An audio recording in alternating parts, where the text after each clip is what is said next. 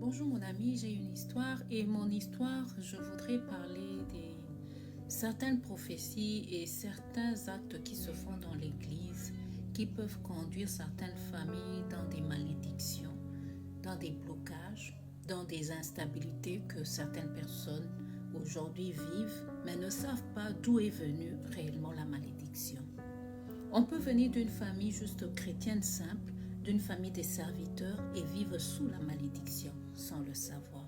Il y a certaines malédictions qui sont juste simples, mais vous avez maudit votre descendance. Je veux donner un exemple d'une famille, d'un couple pastoral avec leurs enfants.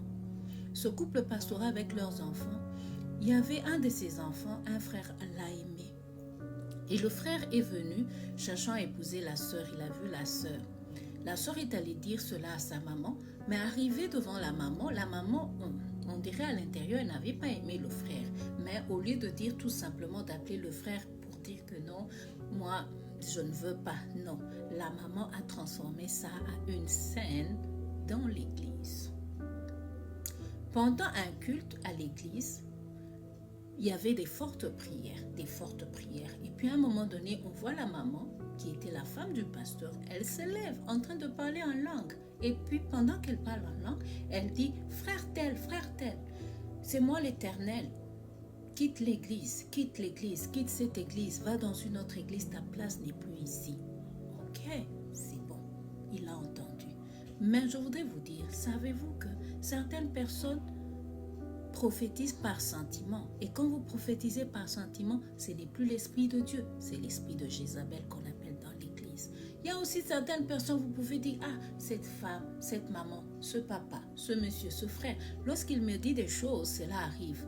Est-ce qu'il a été réellement délivré? Peut-être que dans sa descendance, il y a eu les mandona, il y a eu des féticheurs, il y a eu des dévins. Est-ce que cette personne a été réellement délivrée?